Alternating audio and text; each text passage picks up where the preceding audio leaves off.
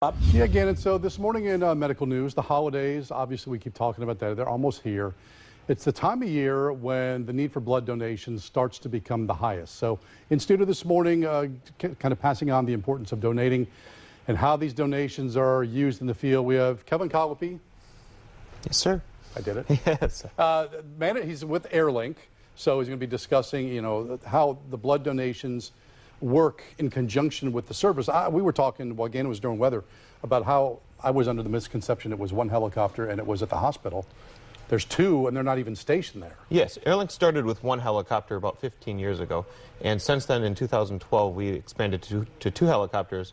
AirLink 1 today is in Onslow County, and AirLink 2 is in Columbus County. Okay, and you were saying because the majority of the people you serve aren't necessarily here confined to the city limits. Well, yeah, the goal of AirLink is to initiate the ICU of New Hanover Regional Medical Center at patient bedside out in the regions and then bring the patient to New Hanover.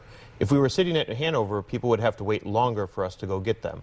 By putting the helicopters out in the region, we're strategically placed so that the minute they need our critical care services, we are closer to their bedside. And one of the things that I found just really, this blew me away. So on board each helicopter, you are equipped now with blood supply to help people in the field. I didn't even realize that you could do a blood transfusion outside of a hospital setting. I didn't realize that was clinically correct, to borrow probably improper jargon.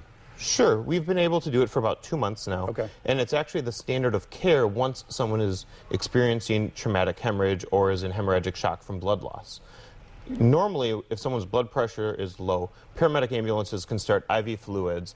IV fluids can restore blood pressure in a patient, but they can't restore blood's most important job of oxygen carrying capacity, okay. So delivering oxygen to your body's cells.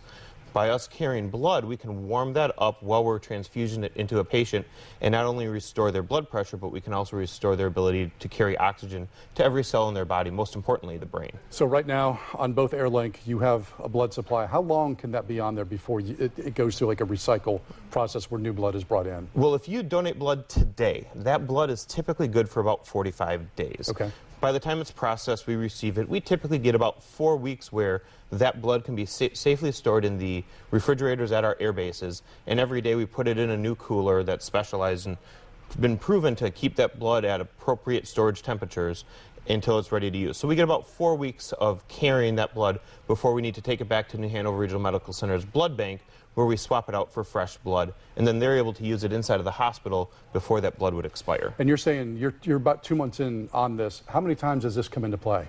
We've used it probably half a dozen times now. And the outcomes of that? All of those patients, to our knowledge, have done well. Most of those patients have come to New Hanover Regional Medical Center, but some of those patients, because we are strategically located in our region, have gone to other facilities, and I can't speak to the outcomes of those patients. But again, number one, it proves I'm a medical moron, because I didn't think you could do blood in the field like that as properly as you could at the hospital. Again, showing the life-saving capabilities, not just inside the hospital, but what you guys do on the road. Kevin, we appreciate it. Well, thank you. Happy holidays to you. Same to you. We're back after this.